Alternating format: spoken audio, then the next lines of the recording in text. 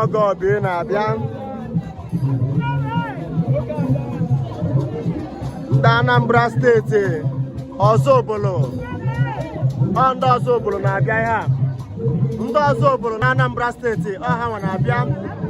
Ndị nnukwu ọgọ anyị na-asị ha nnọọ.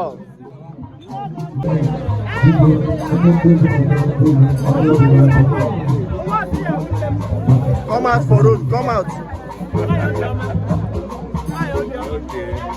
Nobody should snap the China phone. iPhone get about China phone.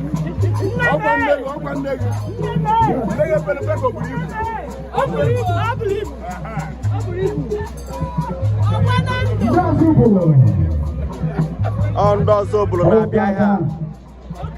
Okada Ogbuagu no. I not saying no. I'm making a way hard. Okada Odilise. I don't know. Why my lord? Eucheria. Adadio Rama Nukwada Yanukogo. Hey. And then you go. Nigga, what? I'll give it how. I got him. Yes, sir. I can't put on it, man. In a battle life, in a Guaya business. I do that kind of body videos of better. Also, for I got him, man. Yeah, hello, welcome. Oh, hello, man. Hey, I have a man also on a daily tata. It's in heaven now.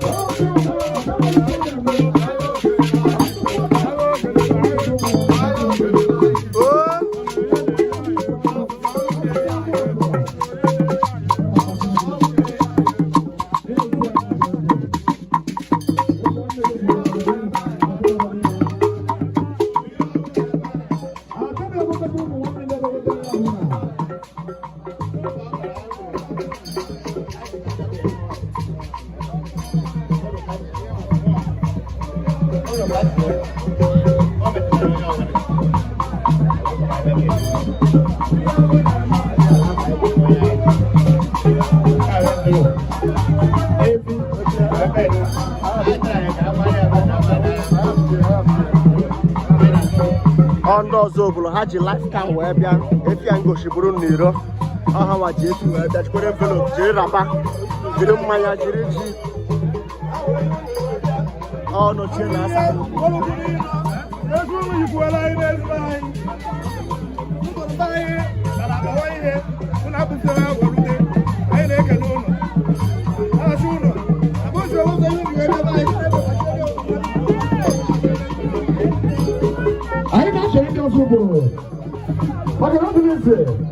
Okada Ogbuagu Ọzọbụlụ a na-ekene unu asịbụ na Anambra ada ha nke nta ya chief ya lụwakọ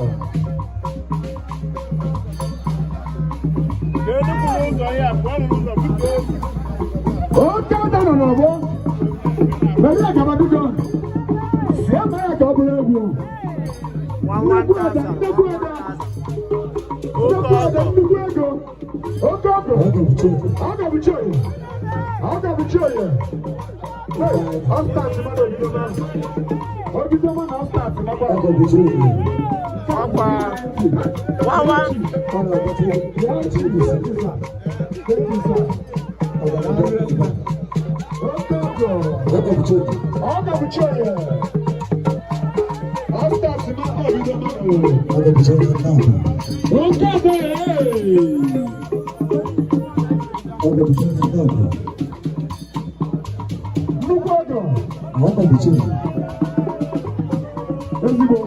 Ezigbo MC na-ekenekwa ya ọgara ya anyị na-ekenesi nnukwu mmadụ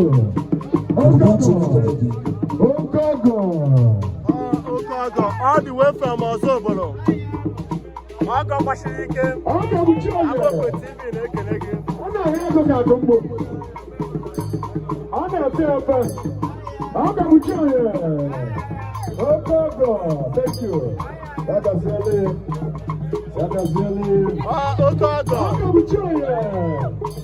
Life. Let's go. Come on, I'm not after people leave. That's the little man shop. Now you can go there. Oh, you see. Oh, you see, sir. Oh, you see now, sir. Okay,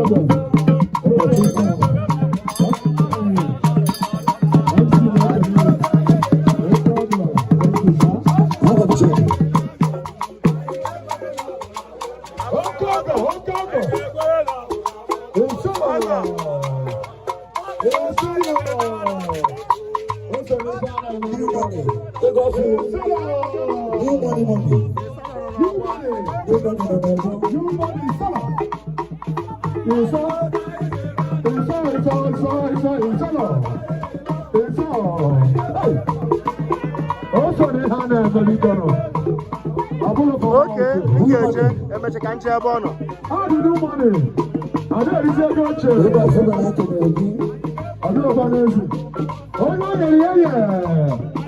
Do money. I don't use your coach. Do money. Yes, sir. I don't put up a show.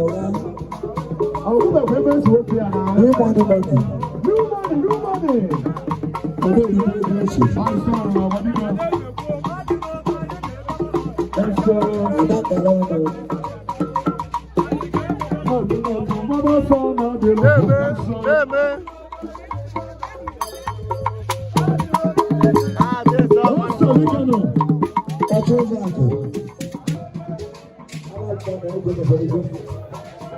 Amechi na-ekele gị all the way from US.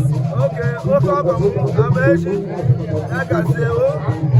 Anyị bịara mezuo n'omenala o. Mba, anyị adọrọ ụlọ mkpa. Asụ na ọgọ ochie onye. Mana ije mụ n'ụlọ. Ụzọ mmiri a na-eji asụ daalụ hinne na nke unu mere. Daalụ. Ekele ka anyị na-enye Chineke. Anyị na-ekele gị. Ọ bụ daalụ hinne. Daalụ. Ị na-anya ịfụ na ndị ọzọ obodo na ebe a so ihe ekwuru ka a na-eme fa kwadoro akwado wee bịa ha ji life cow ọkwa cow gbazuru agbazu ọ bụrụkwa eberie ihe ịmara ejego m gosi unu before ha ji mmanya ha ji ego ha ji rapa ha ji efere so anyị na-asị ha daalụnụ ọ dịghị isi ha gbaziri nke ọma bịa ọnụkwuo ọgọ ka ha bụ daalụnụ m ga-eje gosi unu life cow ha ji wee bịa n'iro nke a bụrụ na ka akpụta ụtọ mba life cow ka ha ji wee bịa anyị ga-eje fịa ebe ha kpụsara ya n'iro ebe ni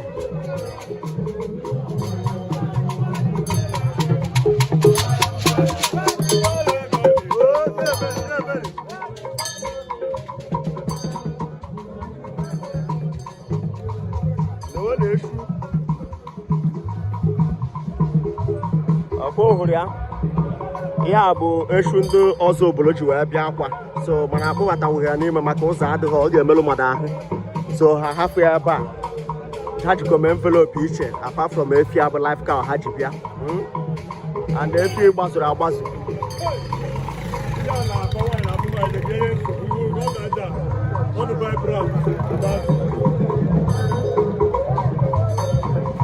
on the guy from Ozobolo, Anambra State, Hawa, we are putting a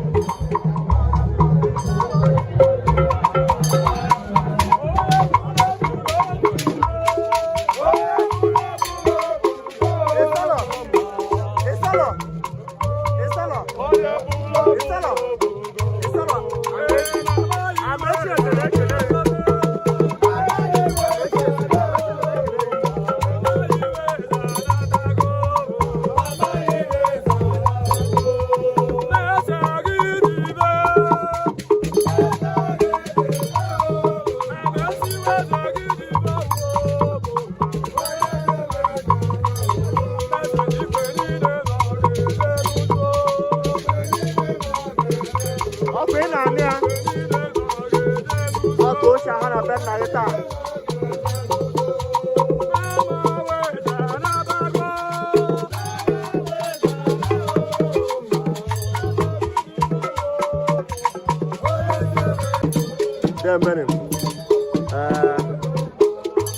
Unu mana anyị na-eje akpụ ugo this night, so anyị ga-akwadokwa ụna na ndị mmadụ ejegwekwe presentation very well, so ka anyị jee kwado nke akpụ ugo from wake up akpụ ugo to burial. So from there anyị anachitekwa echi, anyị jicha akpụ ugo echi agbasa nke ahụ abịa wake up nke ndị be prọfesọ Odenigwe.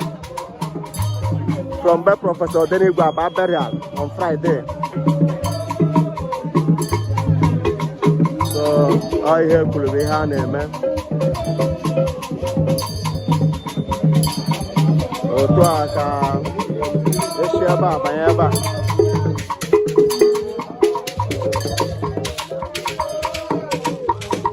Daalụ maka isere anyị na Amokwe TV.